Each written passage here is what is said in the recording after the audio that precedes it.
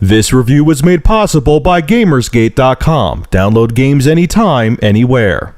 Skip it up and that up.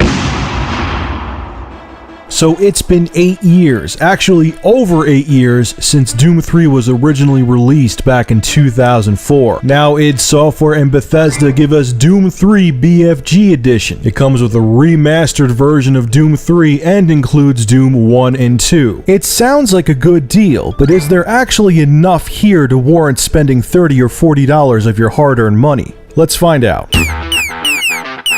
Doom places you on Mars City and has you play as an anonymous Marine. Once you're there, you are given orders to go find a scientist from the Delta Labs that has gone missing. When you find him, he tells you that he is trying to send a warning to the UAC on Earth, warning them about the teleportation experiments that have gone awry. As the scientist is trying to explain this all to you, conveniently another teleportation test fails miserably, and the entire base is taken over by zombies and evil creatures from hell. It may sound like a cheesy premise, but the story is actually very entertaining. The voice acting is awesome. You pick up PDAs throughout the ship, and the PDAs have emails and voice logs that you can listen to and find out more about the backstory. And the coolest thing about the voice logs, you don't have to sit there and not move while you listen to them like in Fear. Remember Fear when you picked up the phones and there was a voicemail, you had to sit there and listen to the voicemail, you couldn't walk away from it? This, you could listen to the audio logs and keep playing the game. Monolith should have taken notes from Doom 3. So the bottom line is, I was very impressed with how the story played out in Doom 3. I was shocked with how entertaining it was, and I think you'll be entertained by it too.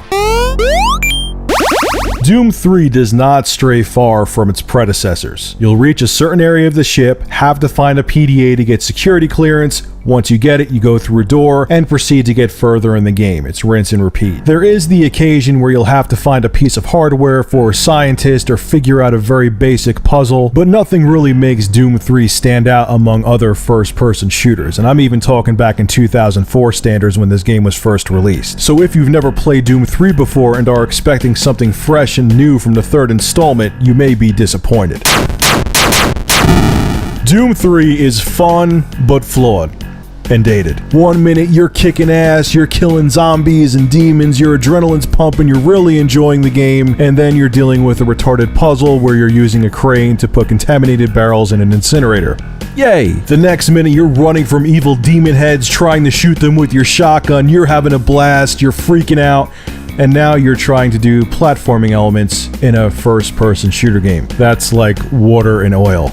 It doesn't mix well. Okay, so what I'm getting at is that Doom 3's pacing is kind of flawed. It's still fun, but they tried to throw too many elements in there that just didn't work in a first-person shooter. Now, what do I mean when I say that Doom 3 feels dated? Well, the gunplay mechanics feel very rudimentary and archaic. You shoot an enemy, they don't really react, you'll see some red blood stains on them, and when you finally kill them, yes, they fall down, and there is some ragdoll physics that come into play, but they're very rudimentary, even for 2004. Hell, this was the year of Half-Life 2, and I feel the gunplay mechanics and the physics and the ragdoll effects in Half-Life 2 were far superior than Doom 3's. So Doom 3 is a fun game, but it has some pacing issues, and even by 2004 standards, the gameplay feels very dated. Graphically, Doom 3 actually holds up pretty well. For a 2004 game that was actually designed to be run in a native resolution of 640 by 480, it looks fantastic running in full HD resolutions. The lighting effects still hold up very well, and the textures are surprisingly sharp for a game that's almost a decade old. Doom 3 may not provide the eye candy that current AAA games provide, but when you pop the game in your PC or console, you will still be impressed with what you see. Where Doom 3 BFG Edition really shines, besides the fact that you can now have your flashlight out while holding a weapon, unlike the original Doom 3, where you had to switch back and forth between a flashlight and a weapon. Sorry, I had to get that out there.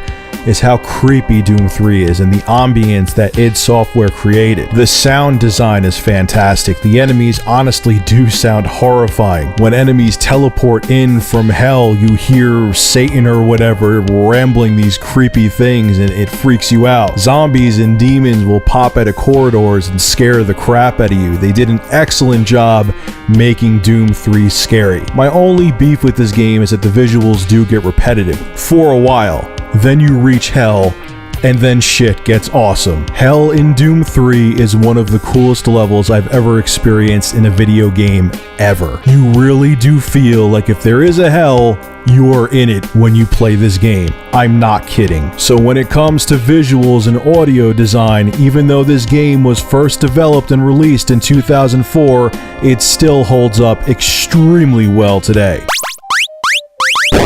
So should you go out and purchase Doom 3 BFG Edition? Well, it's not a straightforward answer. If you have not played Doom 3 before, Doom 3 BFG Edition is a hell of a bargain. It includes Doom 1, 2, and 3, and includes 2 expansions for Doom 3, Resurrection of Evil and the previously unreleased Lost Levels. However, if you have played the Doom trilogy before, this remastered version of Doom 3 just isn't worth the money. Even with Doom 1 and 2 and the 2 expansion packs for Doom 3, there is just not enough extra content here to go out and shell $30 or $40 for a game you already played through before. So unless you're a newcomer to the Doom series or just want a trip down memory lane, I would have to say this title isn't worth your time. This is Rich of Review Tech USA, signing out.